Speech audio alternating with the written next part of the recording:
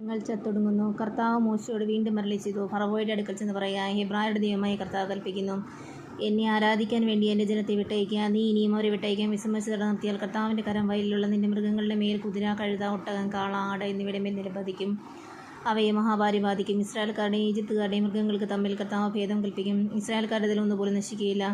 കർത്താവ് നാളെ ഈ രാജ്യത്ത് ഇത് ചെയ്യുമെന്ന് പറഞ്ഞുകൊണ്ട് സമയവും നിശ്ചയിച്ചിരിക്കുന്നു. അടുത്ത ദിവസം തന്നെ കർത്താവ് അപ്രകാരം പ്രവർത്തിച്ചു. ഈജിപ്തുകാരുടെ മൃഗങ്ങളെല്ലാം ചത്തൊടുങ്ങി, എന്നാൽ ഇസ്രായേൽക്കാരുടെ മൃഗങ്ങളിൽ ഒന്നുപോലും ചത്തില്ല. ഫറവോ ആളയച്ചന്വേഷിച്ചപ്പോൾ ഇസ്രായേൽക്കാരുടെ കന്നുകാലികൾ ഒന്നുപോലും ചത്തില്ല എന്നറിഞ്ഞു. അതിനാൽ അവൻ്റെ ഹൃദയം കഠിനമായി, അവൻ ജനത്തെ വിട്ടയച്ചില്ല. വ്രണങ്ങൾ ബാധിക്കുന്നു. കർത്താവ് മോശയുടെ അഹ്റോനോട് അരുളി ചെയ്തു, ചൂളയിൽ നിന്ന് കൈ നിറയെ ചാരം വരിക. ഫറവോ കാണുകയും മോശ അത് ആകാശത്തിലേക്ക് വിതറട്ടെ. അത് ഈജിപ്ത് രാജ്യം മുഴുവൻ ധൂളിയായി വ്യാപിക്കും. അത് രാജ്യമാസകാലമുള്ള മനുഷ്യരുടെയും മൃഗങ്ങളുടെയും ദേഹത്ത് പൊട്ടിയൊലിക്കുന്ന വ്രണങ്ങളുണ്ടാക്കും. അതനുസരിച്ച് അവർ ചൂളയിൽ നിന്ന് ചാരമെടുത്തുകൊണ്ട് ഫറവോയുടെ മുൻപിലെത്തി.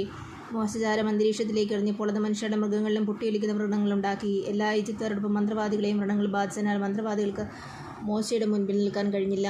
കർത്താവ് മോശയോട് പറഞ്ഞതുപോലെ അവിടുന്ന് ഫറവോയുടെ ഹൃദയം കഠിനമാക്കി. അവൻ അവരുടെ വാക്ക് ശ്രദ്ധിച്ചില്ല. കന്മഴ പെയ്യിക്കുന്നു.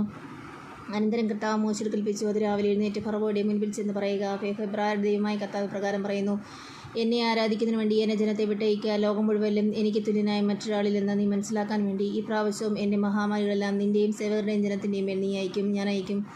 ഞാൻ കരനീട്ടി നിന്നെയും എൻ്റെ ജനത്തെയും മഹാമാരികൾ പ്രഹരിച്ചിരുന്നെങ്കിൽ നീ ഇതിനകം ഭൂമിയിൽ നിന്ന് തുടച്ചു നീക്കപ്പെടുമായിരുന്നു. എൻ്റെ ശക്തി നിനക്ക് കാണിച്ചു തരാനും അങ്ങനെ എൻ്റെ നാമം ലോകം മുഴുവൻ പ്രഘോഷിക്കപ്പെടാനും വേണ്ടിയാണ് ഞാൻ നിന്നെ ജീവിക്കാൻ അനുവദിച്ചത്. എൻ്റെ ജനത്തെ വിട്ടയക്കാതിരിക്കത്തക്ക വിധം നീ ഇനിയും അവരുടെ നേരെ അഹങ്കാരം പ്രകടിപ്പിക്കുമോ? ഈജിപ്തിൻ്റെ ആരംഭം മുതൽ ഇന്നുവരെ ഉണ്ടായിട്ടില്ലാത്ത വിധം കഠിനമായ കന്മഴ നാളെ ഈ സമയത്ത് ഞാൻ വർഷിക്കും. ആകയാൽ ഉടനെ ആളയച്ച് കന്നുകാലികളടക്കം വയലുള്ളവയെല്ലാം സുരക്ഷിത സ്ഥാനങ്ങളിൽ എത്തിക്കുക. എന്തെന്നാൽ വീട്ടിലെത്തിക്കാതെ വയലിൽ നിൽക്കുന്ന സകല മനുഷ്യരെയും മൃഗങ്ങളുടെയും മേൽ കന്മഴ പെയ്യുകയും അവയെല്ലാം ചത്തുപോകുകയും ചെയ്യും. ഫറവോയുടെ സേവകരിൽ കർത്താവിൻ്റെ വാക്കിനെ ഭയപ്പെട്ടവർ തങ്ങളുടെ ദാസരെയും മൃഗങ്ങളെയും വേഗം വീട്ടിലുകളിൽ എത്തിച്ചു. എന്നാൽ കർത്താവിൻ്റെ വാക്കിനെ ഗൗനിക്കാതിരുന്നവർ തങ്ങളുടെ ദാസരെയും മൃഗങ്ങളെയും വയലിൽ തന്നെ നിർത്തി.